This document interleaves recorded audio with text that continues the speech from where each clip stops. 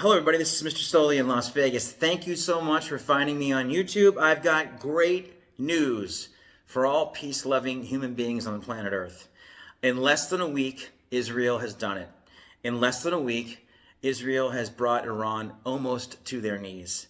It's happening every single day, and I'm going to walk you through it on the video today. Before I get into the details, I just want to say if you appreciate conservative content creation, DIY, conservative content creation, please like, comment, share, and subscribe this video, and let's get into it.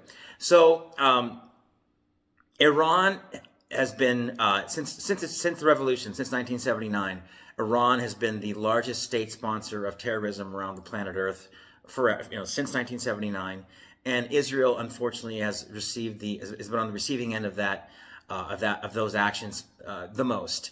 October 7, 2023 being the most recent example. Well, in just a week after President Trump's 60-day stay was up, President Trump gave Iran 60 days to figure out if they wanted to take a deal and talk about peace or fight. And those 60 days expired, and the next day Israel attacked. And today is, again, Wednesday, June 18th, 2025. So in less than a week, Israel has brought Iran to their knees. Israel controls the airspace over Iran. Israel controls the ground game in Iran with their drones, their IDF soldiers poised on the borders of Iran, ready to enter. Last night, Israel took out Iran's state-controlled TV and media network. It took it over, and President Netanyahu gave a direct message to the Iranian people, and he asked them to look in the mirror, and he asked them if they wanted to continue to live the way they've been living under the draconian rule of the supreme leader, or if they wanted to live their lives free. Israel's there to help them do that if they want to join Israel in this fight. 80% of Iran's nuclear capabilities have been put offline because of Israel's attack.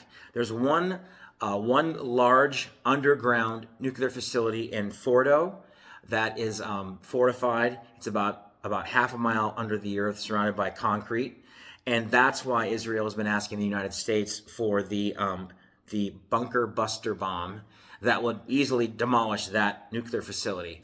That would give Israel almost complete control of Iran's defense systems, because right now Israel's also been focusing on taking out Iran's ballistic missile systems.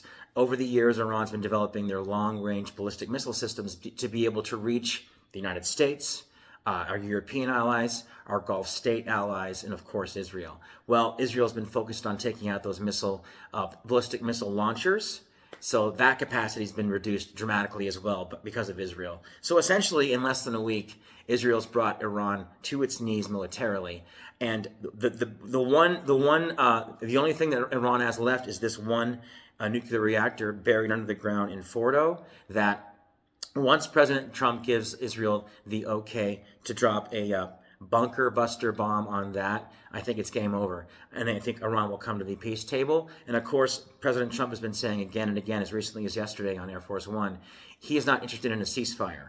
President Trump wants a permanent solution to this problem, meaning Iran dismantles its nuclear program completely. No more nuclear capability for Iran, civil or military.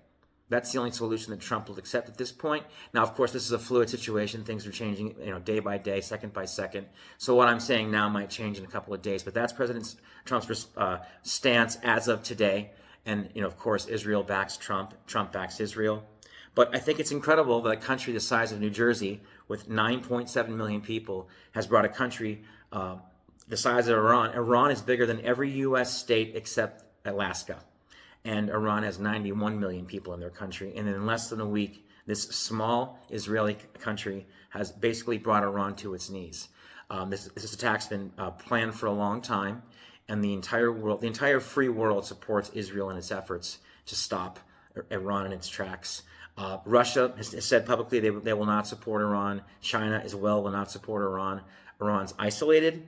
They're militarily defeated, essentially, and Israel's just getting started. So stay tuned right here for more updates on what's going on in Israel and Iran. And thank you so much for your kind attention. Again, if you appreciate this DIY conservative content curation. I'm based in Las Vegas, Nevada. I'd love for you to like, comment, share, and subscribe today. I hope you have a fantastic Wednesday, and I'll be back tomorrow with more news and updates from a conservative perspective from here in Las Vegas. Thank you so much.